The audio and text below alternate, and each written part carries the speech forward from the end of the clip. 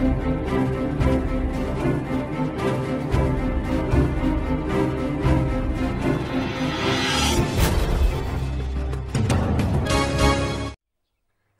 jadi berkah, itulah yang dirasakan bagi kelompok ibu-ibu kekinian yang kreatif ini. Mereka mampu mengubah limbah plastik menjadi barang yang bernilai ekonomis. Sampah plastik ini menjadi barang bermanfaat dan juga melihatnya sebagai peluang bisnis. Inovasi ramah lingkungan, daur ulang sampah plastik menjadi tas dan dompet tersebut tentu menjadi satu hal yang penting untuk menjaga lingkungan. Sampah plastik sendiri semakin meningkat jumlahnya setiap tahun dan membutuhkan waktu 50-100 tahun agar alam bisa mengurai dan menghancurkannya. Ketika masuk ke dalam rumahnya yang terletak di Jalan Munte Gang Kaswari, terlihat langsung berbagai macam jenis sampah plastik yang ia kumpulkan. Dari tangan Bahriah, wanita berusia 42 tahun itu, sampah plastik telah disulap menjadi puluhan bahkan ratusan tas dan dompet siap pakai. Di bawah binaan PAMA sejak tahun 2015, hingga sekarang ibu-ibu ini tetap kreatif dan masih aktif untuk membuat tas dan dompet yang sangat modis untuk dikenakan. Meskipun berbahan dasar plastik bekas, namun kualitasnya tak perlu diragukan. Dalam proses pembuatan pun berbeda-beda. Dari kelompok ibu-ibu ini ada bagian yang menyuci bahan baku, memotong atau membentuk pola, hingga menjahit hingga memasarkannya. Ditanya mengenai proses pembuatan, dalam waktu 1 jam mampu menghasilkan 3 tas berukuran sedang dan besar. Kalau untuk dompet, karena ukurannya lebih kecil, maka bisa menghasilkan lebih banyak.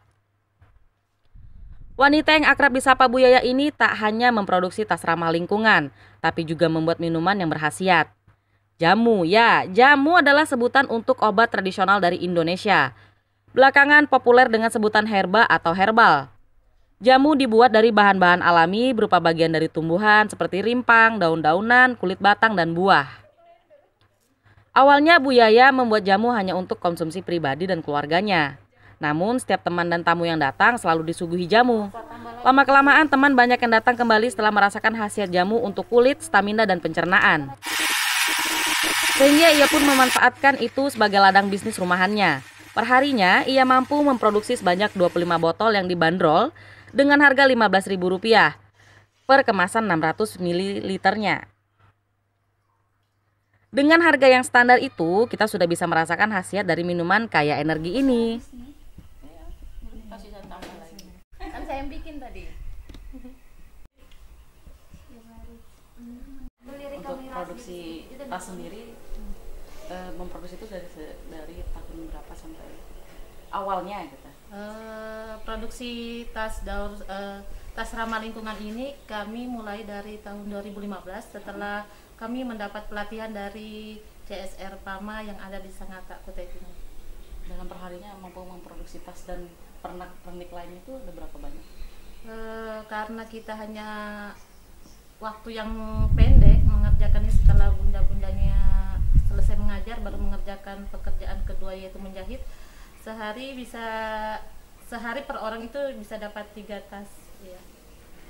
Dari produksi dari kalau orang bilang sampah kan Ya, yang dianggap nggak berguna gitu. Benar ya. Tapi dari mata ibu sendiri ini bernilai uang gitu. Iya, karena sampahku rezekiku, mungkin begitu ya, sampahku berkahku, karena dari sampah ini kita bisa mencintai Allah lebih dekat karena mencintai lingkungan. Dengan cara sampah tadi ini kita buat suatu bentuk yang bisa berguna kembali seperti tas, dompet kosmetik, atau membuat semacam wadah untuk tempat tisu dan sebagainya. Nah, kan ada juga yang dari daur ulang ini jadi satu baju gaun yang pernah diikutkan lomba ke Bali. Itu bisa benar. Tahun berapa ya kami lupa, sekitar 2 tahunan yang lalu kalau tidak salah, itu kami membuat baju daur ulang yang mana dipakai di Bali pada saat itu oleh Bunda Fadil. Itu kami mengumpulkan sampah dari plastik susu. Jadi yang berwarna silvernya itu yang kami pakai. Jadi semuanya warna silver, dan termasuk rumit kita mencari karena sasaran pertama itu refill seperti minyak goreng, sampo atau sabun deterjen, itu yang kami kita pilah sampahnya selama ini. Terus keinginan seseorang itu ingin memakai gaun yang dari sampah yang terbuat dari plastik refill susu itu sempat kewalahan kami.